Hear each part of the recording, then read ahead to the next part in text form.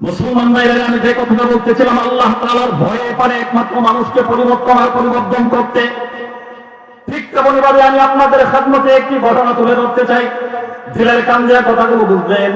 দেখুন, দিলটাকে একটু নরম করে দেখুন, চোখের কোনায় এক ফোঁটা পানি আনা যায় কিনা। ও ভাই, এই মাঠের মধ্যে আমরা যারা উপস্থিত আছি, বলেন তো এমন কোন মানুষ তো নাই যে গুনাহ করি নাই। প্রত্যেকটা মানুষই তো আমরা অপরাধী, আল্লাহর খাতায় আসামি। ও ভাই, লক্ষ্য করে বুঝেন, হযরত ওমর ফারুক রাদিয়াল্লাহু তাআলা আনহু সালাতুল ফজরের নামাজ আদায় করলেন। নামাজ আদায় করে তিনি রাস্তা দিয়ে হাঁটি হাঁটি পা পা করে বাড়ির দিকে যাইতেছিলেন। এমন সময়ে তাকে দেখেন একজন যুবক।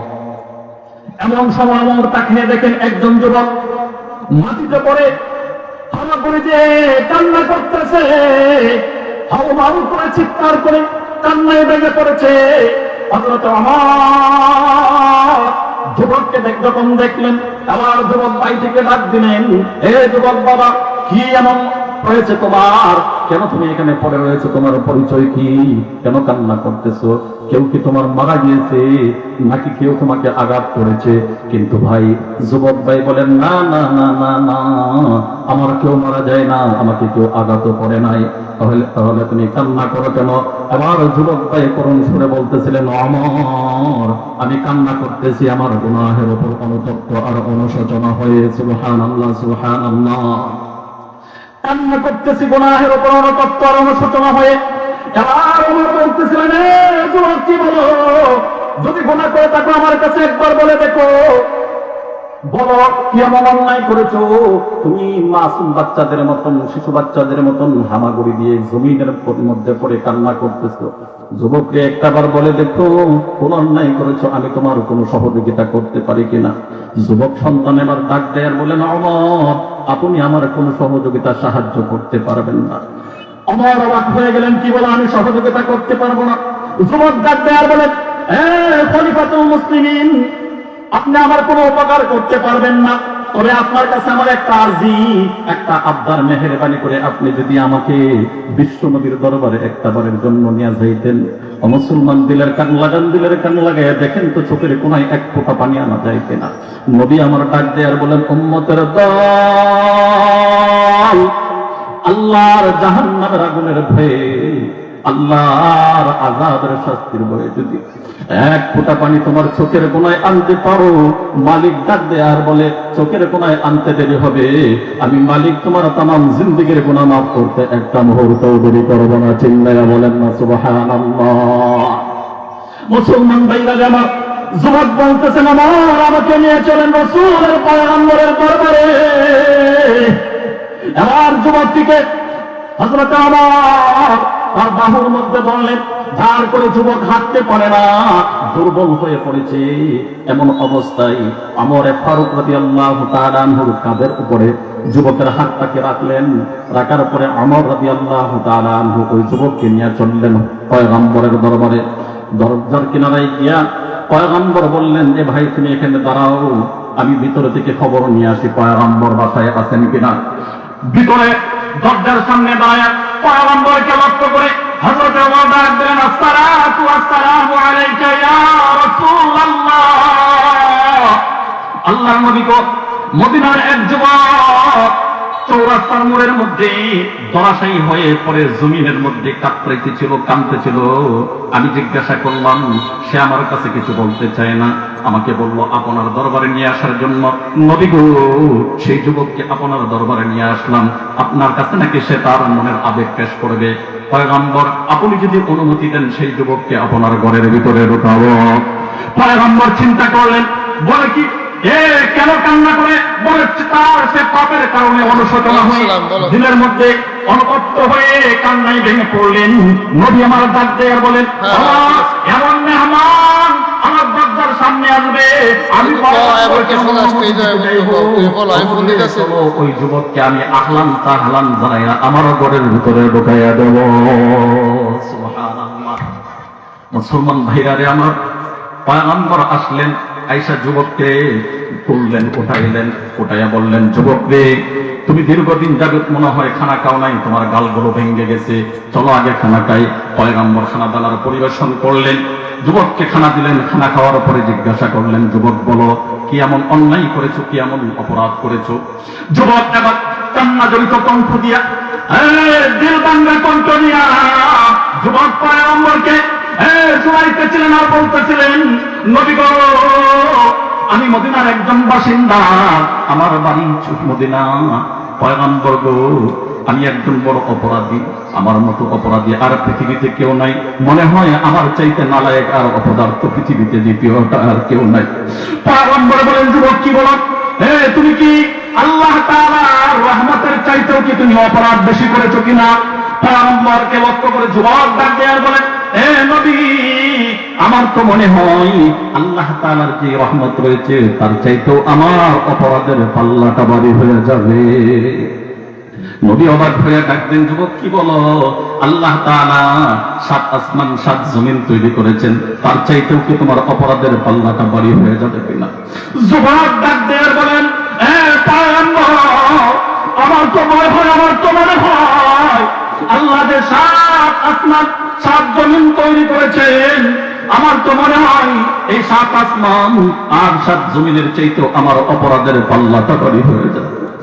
পয়গম্বর সাল্লাল্লাহু আলাইহি ওয়াসাল্লাম যুবকের কথা শুনে অবাক হয়ে গেলেন। এবার বলতেছিলেন, যুবক কি বলো, কি বলো? নবীকে লক্ষ্য করে যুবককে লক্ষ্য করে পয়গম্বর বলে, এই যুবক এবার বলো, আল্লাহ তাআলা যে জান্নাত তৈরি করেছেন, জাহান্নাম তৈরি করেছেন, তার চাইতেও কি তোমার অপরাধের পাল্লাটা ভারী হয়ে যাবে কিনা? যুবক ডাক দিয়ে বলেন, নবী গো, হ্যাঁ, আমার তো মনে হয় তার চাইতেও আমার অপরাধের পাল্লা ভারী হবে। এবার নবী হতাশ হয়ে বললেন, আসমান তৈরি করলেন, জমিন তৈরি করলেন, জান্নাত জাহান্নাম তৈরি করলেন, লৌহ কলম চন্দ্র সূর্য গ্রহ নক্ষত্র মালিক তৈরি করলেন। যুবক এবার আমাকে বলো, সবকিছুর চাইতেও কি তোমার অপরাধের পাল্লাটা ভারী হবে কিনা? পয়গম্বরকে বলেন, হ্যাঁ পয়গম্বর, সবকিছুর চাইতেও আমার অপরাধের পাল্লাটা ভারী হয়ে যাবে। নবী অবাক হয়ে বলেন, এই যুবক বলো বলো, তাহলে কি এমন অপরাধ করেছো? যুবক ডাক দিয়ে বলে, সংক্ষিপ্ত আকারে অল্প সময়ে শেষ করে দেব। যুবক ডাক দিয়ে কান্না করে আর বলেন, নবী গো, আমি একজন পরিচয় হলো, আমার পরিচয় হলো আমি একজন কাফন চোর। এই মদিনার মাটিতে যে সমস্ত মানুষগুলো নারী পুরুষ মারা যেত, তাদের লাশ আমি কাফন চুরি করতাম। আর ঘটনাক্রমে বেশ কিছুদিন হয়ে যায়, মদিনাতে কেউ মারা যায় না। এবার যখন মদিনাতে একজন আনসারী সাহাবী ছিল, সেই আনসারী সাহাবীর একজন কন্যা সন্তান ছিল, যুবতী মানুষ। এই যুবতী মহিলাটা, নারীটা যখন মারা গেল, তার লাশে তার কাফনটাকে চুরি করার জন্য আমি যখন কবরের ভিতরে প্রবেশ করলাম, যুবক ডাক দেয় কান্দার বলে, নবী গো, আমি যখন ওই কবরের ভিতরে প্রবেশ করলাম, তার পরনের মধ্যে 5 টুকরা কাপড়ের কাপড় ছিল। এই কাপড়গুলো নিয়ে আমি যখন কবর থেকে জমিনের উপরের দিকে উঠতে চাই, এমন সময় কে যেন অদৃশ্য থেকে আমার কানের মধ্যে আওয়াজ দিয়ে বলে, এই যুবক, তোর মতো আহাম্মদ, তোর মতন বেয়াক্কল আর পৃথিবীতে কেউ নাই। কারণ কেননা এই কবরের মধ্যে যার লাশের কাপন চুরি করতেছো, এই মহিলাটাকে বলা হতো হুরে মদিনা।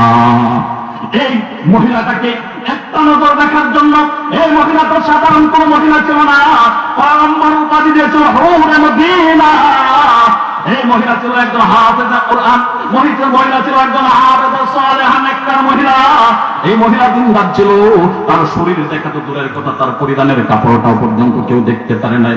পয়গম্বরকে বলেন, নবী গো, কে যেন অদৃশ্য থেকে এই কথা বলতেছিল।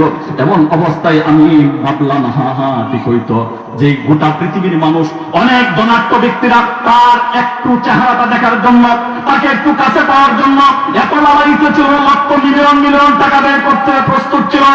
আর যুবক, তুমি চলে যাও, তার চেহারাটা দেখবে না, না এটা তো হতে পারে না।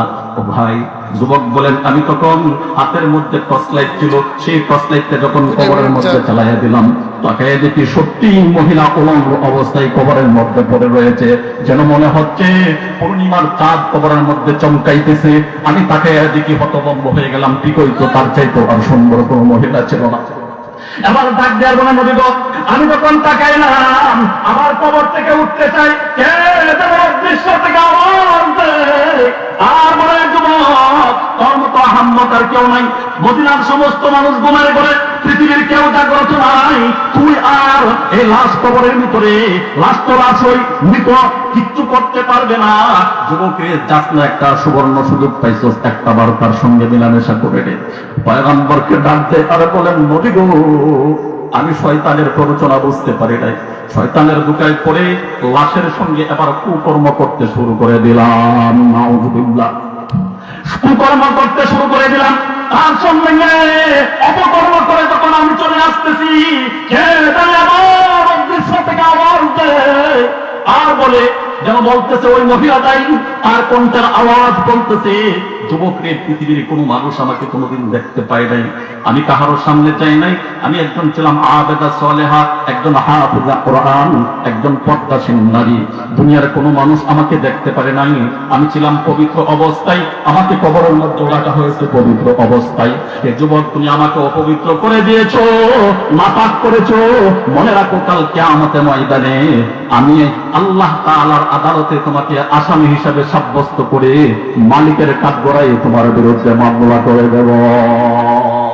যুবক বলেন, এতটুকু বলার পরে আমার ভিতর বন্ধুরা ব্যাঙ্গে চৌচির হয়ে যায়। আর ভাবতেছিলাম, সত্যি তো মালিকের আদালতে যদি আমাকে আসামি বানান, কি জবাব দেব আল্লাহ তাআলার দরবারে? মুসলমান ভাইয়েরা আমার, অনেক লম্বা কথা, যেহেতু আলোচনা আমার বড় ভাই চলে আসছে, ওনারা অনেকটা সময় খেয়ে বলেছে, এখানে তাদের যদি কোনোদিন সুবর্ণ সুযোগ হয় আলোচনা করে এখান থেকে শোনানোর জন্য চেষ্টা করব। সামনে অনেক লম্বা ঘটনা ছিল, যে কথাগুলো বললাম। যুবক মাপ চাইছে আল্লাহ তাআলার কাছে, অবশেষে মাপ হয়েছে। এটা অনেক কাহিনী, বলা যায় তো তাহলে হয়।